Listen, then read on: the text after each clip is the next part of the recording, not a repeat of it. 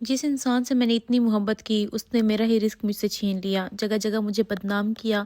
میرے بھائیوں کی نظروں میں مجھے گرانے کی کوشش کی، اور یہ سارا کچھ اس نے ایک عورت کے لیے کیا، اور وہ عورت خود 2 بیٹیوں کی ماں تھی۔ اس عورت کے بارے میں تھوڑا بہت پتہ کرنے کے بعد مجھے معلوم ہوا کہ اس کے تو تعلقات بہت سے مردوں سے رہے ہیں، لیکن میں نے اپنی عزت بچانے کے لیے اس انسان سے کنارہ کر لیا۔ میری جاب چلی گئی، میرا رزق چلا گیا، اور مجھے اس جاب کی بے انتہا ضرورت تھی، لیکن اس انسان کو مجھ پر ترس تک نہ آیا۔ میری جاب جانے کے بعد میرے حالات بہت زیادہ خراب ہو گئے، مجھے پیسوں کی انتہائی قلت کا سامنا کرنا پڑا، اور پھر ایک دن جب میں سوشل میڈیا یوز کر رہی تھی تو وہاں پر میں نے کسی کی پروموشن دیکھی جو کہ کسی آن لائن اسائنمنٹ ورک کو پروموٹ کر رہی تھی۔ قسمت آزمانے کے لیے میں نے بھی ان کا آن لائن فارم فل کر دیا، اور پھر کچھ ہی دیر بعد مجھے ان کی ٹیم کی طرف سے رسپانس ملا،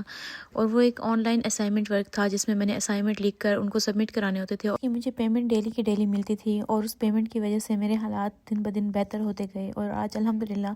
میں اپنے پاؤں پہ کھڑی ہوں اور اپنا رزق کما رہی ہوں۔ وہ انسان جو میرے رزق کا دشمن بنا، جس نے مجھ سے میری روزی روٹی چھین لی، مجھے ایک ایک پیسے کا محتاج کر دیا، آج وہ انسان خود جگہ جگہ ذلیل ہو رہا ہے، ایک ایک پیسے کے لیے ذلیل ہو رہا ہے، اور نہ تو اس کی کہیں عزت رہی ہے۔ وہ کہتے ہیں نا کہ اللہ پاک انصاف کرنے والی ذات ہے، اس نے مجھے بدنام کرنے کی کوشش کی اور خود بدنام ہو کر رہ گیا۔ جس عورت کے لیے اس نے اتنا سارا کچھ کیا، اسی عورت نے اس انسان کو اتنی بدنامیاں دی کہ اب وہ منہ چھپاتا پھرتا ہے، کھانے کے لیے پیسے میرے خیال میں اس کے پاس مشکل سے ہوں گے۔ آخر میں سب کو یہی کہنا چاہوں گی کہ آپ لوگ بھی ایسے لوگوں سے بچ کے رہیں جو آپ سے فائدہ اٹھانے کے لیے آپ کے ساتھ ہیں۔ اگر آپ بھی میری طرح فائنینشلی انڈیپینڈنٹ بننا چاہتی ہیں تو میری بایو میں ایک لنک لگا ہوا ہے، وہاں پر جا کر خود کو رجسٹر کریں اور اس کام کا حصہ بن جائیں۔